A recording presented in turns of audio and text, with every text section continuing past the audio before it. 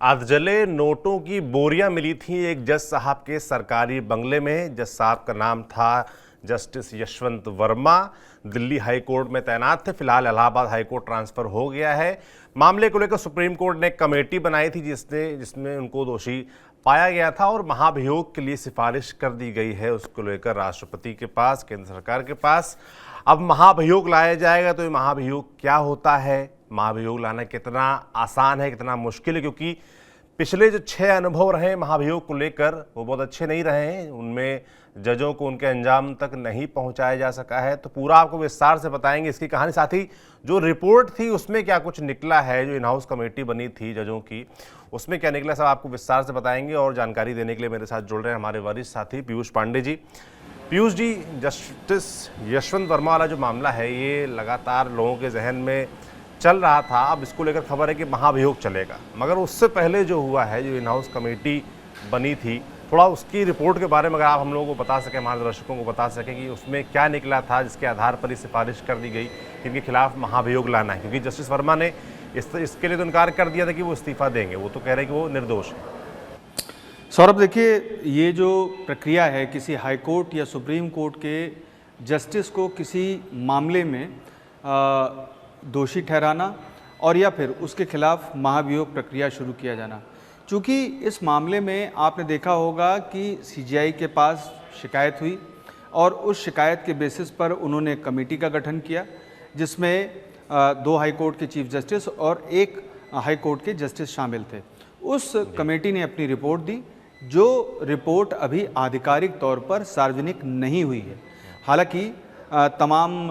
Media की तरफ से ऐसी खबरें चलाई गई कि वो रिपोर्ट उनके पास है और उस रिपोर्ट में ये कहा गया है, ऐसी बातें कही गई हैं जो यहाँ तक भी थी कि जो कमरा जहाँ पर जस्टिस वर्मा के घर में नोट बड़े पैमाने पर पाए गए थे वो कमरा नियंत्रण में था। ऐसी खबरें सूत्रों के हवाले से रिपोर्ट के आधार पर चलाई गई, लेकिन हकीकत ये है कि सीजीआई, तत्कालीन सीजीआई संजीव खन्ना की ओर से ये रिपोर्ट प्रधानमंत्री को और राष्ट्रपति को भेज दी गई थी और अभी तक आधिकारिक तौर पर इस रिपोर्ट का खुलासा किसी की तरफ से नहीं किया गया है। और ये रिपोर्ट सील कवर में होती है, तो सील कवर रिपोर्ट को अगर किसी ने सूत्रों के हवाले से चलाया है और वो ये दावा कर रहा है कि उसके पास रिपोर्ट है, तो ये वही जाने। हालांकि मैं इतने साल से जुडिशरी कवर कर रहा हूँ और अभी तक इस रिपोर्ट का एक हर्फ भी मुझे देखने को नहीं मिला है। हकीकत ये है कि शुरुआत में जब जांच चल रही थी तब उस दौरान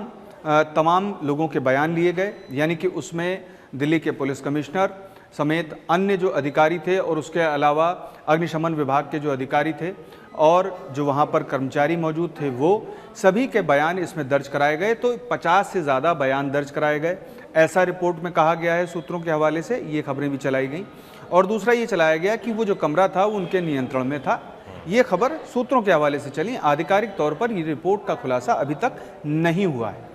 और अब ये रिपोर्ट एक तरह से उसका कोई अस्तित्व तो नहीं है, क्योंकि अब महाभियोग की जब प्रक्रिया शुरू होगी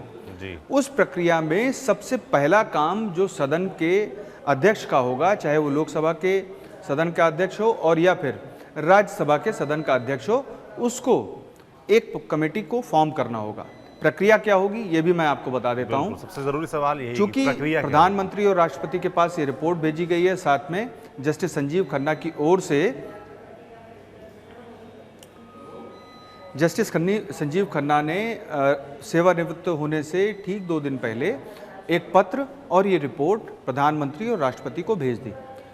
उसमें साफ तौर पर कुछ बातें सामने नहीं आई, चूँकि आधिकारिक तौर पर कोई घोषणा नहीं की गई थी। सिर्फ इतना बताया गया था कि रिपोर्ट राष्ट्रपति और प्रधानमंत्री को भेज दी गई है, लेकिन ऐसा चीफ जस्टिस ऑफ इंडिया की तरफ से तभी किया जाता है जबकि उनके पास कोई रिपोर्ट आए और उस रिपोर्ट में ऐसा कुछ सामने आए जिसमें ये स्पष्ट हो कि प्रथम दृष्टया जिस संबंधित जस्टिस के खिलाफ जांच कराई गई है वो दोषी है। तो ऐसी स्थिति में उनकी तरफ से इस्तीफा मांगा जाता है और अगर इस्तीफा वो जज नहीं देता है,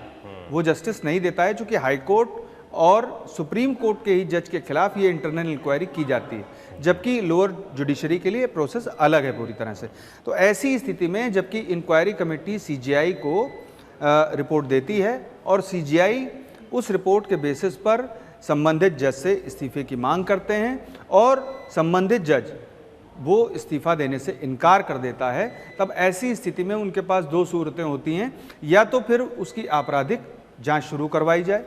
जिसमें आज तक किसी ने कदम आगे नहीं बढ़ाया, यानी कि पूर्व में कभी ऐसा नहीं हुआ और मौजूदा समय जस्टिस संजीव खन्ना ने भी ऐसा नहीं किया। हालांकि जो कानून के विशेषज्ञ हैं, संविधान के विशेषज्ञ हैं, उनका साफ तौर पर ये कहना है कि ऐसे मामले में सीजीआई इंटरनल इंक्वायरी रिपोर्ट के बेसिस पर आपराधिक जांच की जो कार्रवाई है उसको शुरू करने का आदेश दे सकते हैं। ये उनका डिस्क्रिशन है जी। यानी कि उनका प्रोरोगेटिव है कि इस मामले में आगे क्या कदम बढ़ाना है। तो उन्होंने इस मामले में केंद्र सरकार को यानी कि प्रधानमंत्री के समक्ष और दूसरा राष्ट्रपति के समक्ष, जिन्हें किसी भी जस्टिस को पद से हटाने की शक्ति प्राप्त है महाभियोग प्रस्ताव के आधार पर,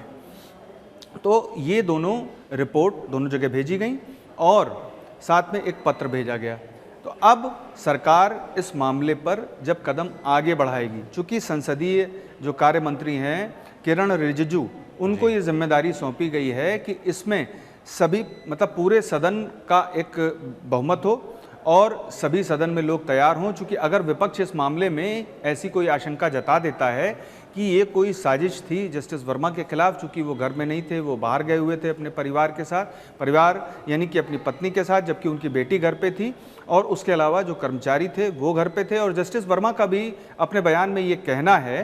कि उस कमरे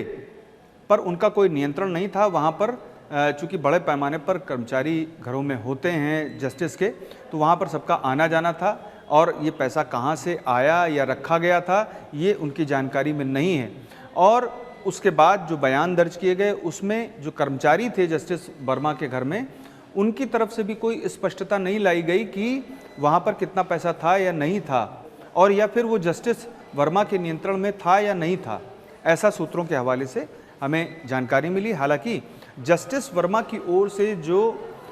ये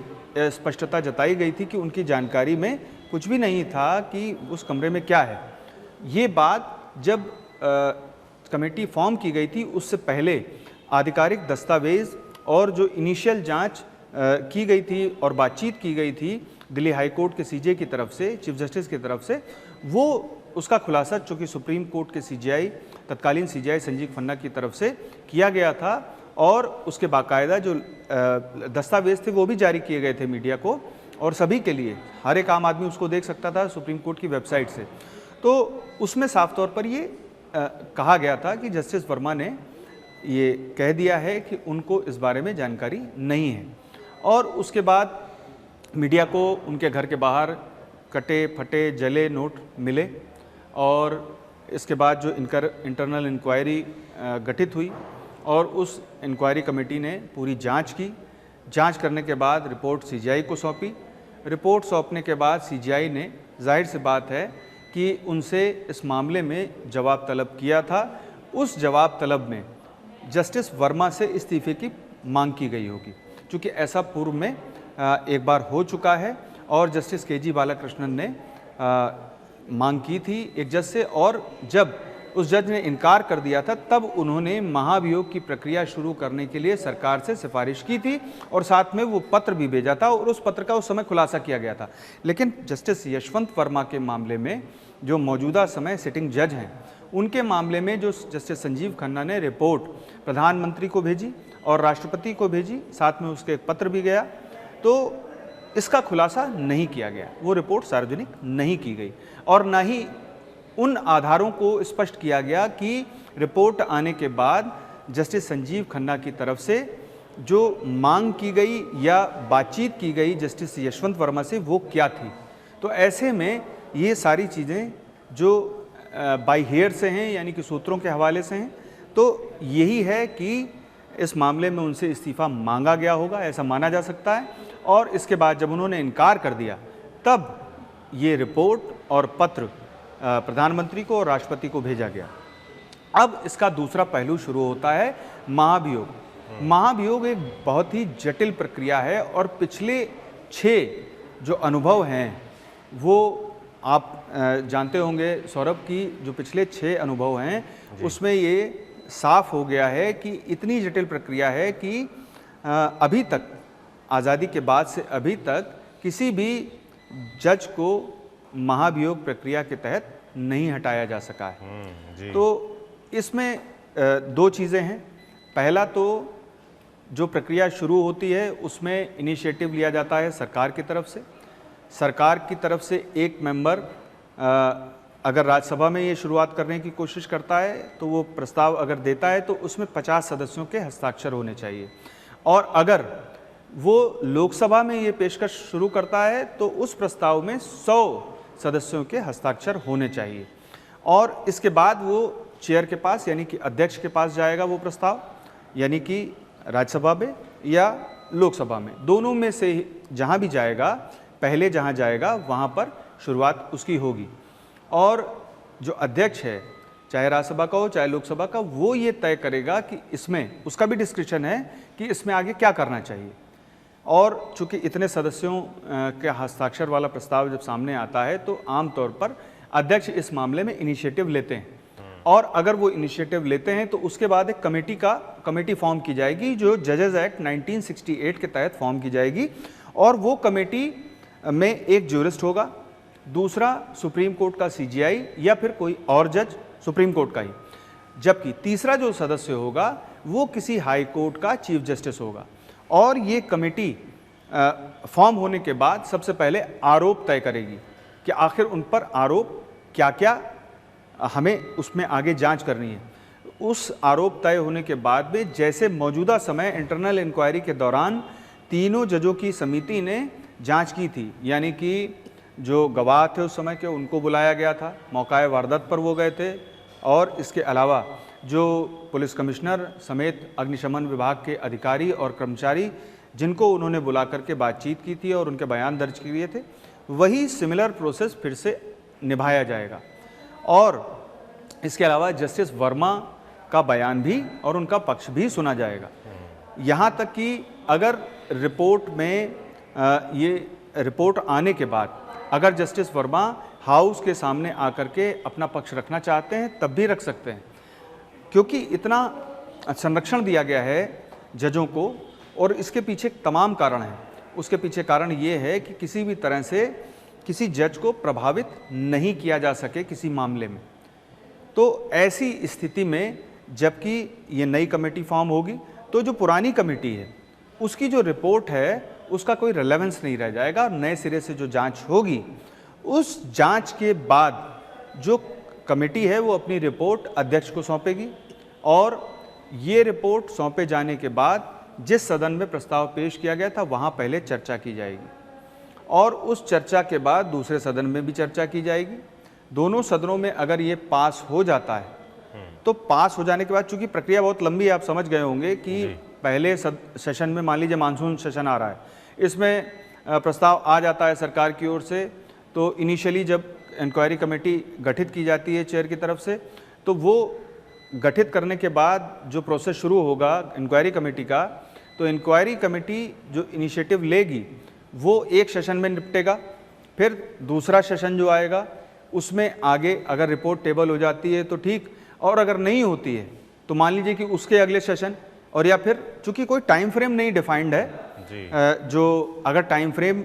डिफाइंड नहीं है तो ऐसी स्थिति में अध्यक्ष जो है कमेटी को एक टाइम दे सकता है कि आप 3 महीने में, 6 महीने में, 9 महीने में, 12 महीने में, 1 साल में, मतलब आप ये पूरी इंक्वायरी करके हमें रिपोर्ट दें, और या फिर ना भी दे, कोई टाइम ना भी दे, तो ऐसी स्थिति में इंक्वायरी कमेटी जो सफिशिएंट टाइम है उसमें जांच करके अपनी रिपोर्ट सौंपेगी चेयर को, और उसके बाद चेयर इस मामले में आगे जो सदन है उससे चर्चा करवाएंगे। और चर्चा में पहले इस बात पर चर्चा होगी कि रिपोर्ट में क्या है, और रिपोर्ट के जो आरोप हैं, प्रत्यारोप हैं, उन पर पूरी चर्चा होने के बाद वोटिंग होगी, और वोटिंग में चाहिए जो बहुमत है उसका 2/3। अच्छा। यानी कि मान लीजिए कि एक सदन में 100 लोग हैं, तो 100 लोगों में जो 50 का आधा हो गया, यानी कि आधा जो बहुमत है वो, और आधे से ऊपर एक, और उसका भी 2/3, यानी 51 का 2/3। तो ऐसी स्थिति में आप मान लें कि 544 चूँकि लोकसभा में होते हैं तो उसका 50% से एक अधिक, और उसका 2/3, और राज्यसभा में, और उस हिसाब से आप जोड़ सकते हैं कि 2/3 विशेष बहुमत का वहाँ पर वोटिंग चाहिए होती है उनके खिलाफ, महाभियोग के पक्ष में, यानी कि। तो अगर ये विशेष बहुमत का 2/3 बहुमत पड़ जाता है, वहाँ पर वोटिंग हो जाती है, तो उसके बाद प्रस्ताव दोनों सदनों में पारित होने के बाद जाएगा राष्ट्रपति के समक्ष, और राष्ट्रपति का ये विवेकाधिकार भी है कि उस बहुमत से पास हुए जो प्रस्ताव को वो वापस एक बार पुनर्विचार के लिए भेज सकते हैं, और या फिर उस पर अपनी मोहर लगा करके जो जज हैं उनको पद से हटा सकते हैं। तो ये बहुत ही लंबी प्रक्रिया है, और इस प्रक्रिया में चूंकि कोई टाइम फ्रेम डिफाइंड नहीं है और पूरा प्रोसेस है। आप ये समझ सकते हैं कि सुप्रीम कोर्ट ने जो इंटरनल इंक्वायरी कराई, उसकी जो कमेटी की रिपोर्ट है वो इसलिए नहीं मान्य होगी क्योंकि जजेस एक्ट 1968 में ये स्पष्ट है कि जैसे ही चेयर के पास ये प्रस्ताव आएगा तो वो एक ज्यूरिस्ट, एक सीजीआई या सुप्रीम कोर्ट के जज, और या फिर उसके अलावा तीसरा जो सदस्य होगा वो किसी हाई कोर्ट के एक सीजे होंगे, यानी कि चीफ जस्टिस होंगे। इन 3 की जो कमेटी बनेगी वो नए सिरे से जांच करके और उसकी रिपोर्ट चेयर को सौंपेगी, और उसके बाद जो चर्चा और फिर विशेष बहुमत की वोटिंग, और उसके बाद प्रस्ताव पारित होने के बाद राष्ट्रपति के समक्ष वो प्रस्ताव जाएगा। तब अगर वो मुहर लगाते हैं तो पद से सीधे तौर पर रिमूव कर दिया जाएगा जज को। तो ये पूरा सिनेरियो अभी तक ऐसा है, और अब देखते हैं, चूँकि वी रामास्वामी के खिलाफ पहला मामला आया था, वो नहीं पारित हो पाया, सौमित्र सेन, और उसके बाद तमाम जजेस, जो 6 जजों की कुल संख्या है जिनके खिलाफ महाभियोग का इनिशिएटिव शुरू तो किया गया लेकिन वो अंजाम तक नहीं पहुंचाया जा सका। इसीलिए मैं ये कहता हूं कि महाभियोग प्रक्रिया जो है एक टेढ़ी खीर है, और उसे अंजाम तक ले जाना किसी सिर्फ जुडिशियल प्रोसेस का हिस्सा नहीं है, ये एक बड़ी राजनीतिक इच्छा शक्ति भी इसमें चाहिए होगी, और जो बहुमत है उसमें ज़रा सा भी अगर फेरबदल होता है, यानी कि मान लीजिए कि अगर विपक्ष ये कहता है कि ये जस्टिस के खिलाफ साजिश है, जस्टिस यशवंत वर्मा के खिलाफ साजिश है, और चूंकि किसी जज के घर पर पुलिस सीधे तौर पर नहीं जा सकती, आग लगने की घटना के बाद अग्निशमन विभाग को जाना तो तय है, ऐसी स्थिति में वहाँ पर ये सारी चीज़ें प्लांट की गई, तो अब उसका नए सिरे से एक इजाफा हो जाएगा और उस पर भी चर्चा होगी। तो ये एक महाभियोग की प्रक्रिया एक टेढ़ी खीर है, और देखते हैं कि सबसे पहले तो सरकार इस पर इनिशिएटिव ले और आने वाले मानसून सत्र में प्रस्ताव लेकर आए, और देखते हैं कि संसदीय कार्य मंत्री किरण रिजिजू किस तरह से सभी दलों को इस मामले में एक साथ ले आते हैं, और पहली बार देश में महाभियोग प्रस्ताव को कोई सरकार और सदन अंजाम तक लेकर जाए। ये बहुत बड़ी बात होगी अगर ऐसा होता है तो। जी सौरभ। बिल्कुल, बहुत धन्यवाद पीयूष जी, जो आपने पूरा विस्तार से हमको समझा दिया कि आखिर ये महाभियोग की प्रक्रिया है क्या और ये कितनी जटिल है, इतना आसान होने नहीं वाला है। आपने 6 ऐसे मामले बताए जिनको लेकर पहले महाभियोग लाया गया था मगर वो सफल नहीं हो पाए, जजों को हटाया नहीं जा सका। तो अब ये जस्टिस वर्मा वाला मामला है, इसको लेकर जो भी आगे खबर आती है देखने वाली होगी किस तरीके से सरकार इसको आगे लेकर जाती है। धन्यवाद पीयूष जी। बाकी जैसा कि पीयूष जी ने बताया कि आसान नहीं होने वाला है, एक टेढ़ी खीर है ये पूरा महाभियोग को लाना। रिपोर्ट में क्या है वो गोपनीय है, मगर सिफारिश कर दी गई है सीजीआई की तरफ से राष्ट्रपति और प्रधानमंत्री के पास। तो महाभियोग का जो पूरी प्रक्रिया पीयूष जी ने बताई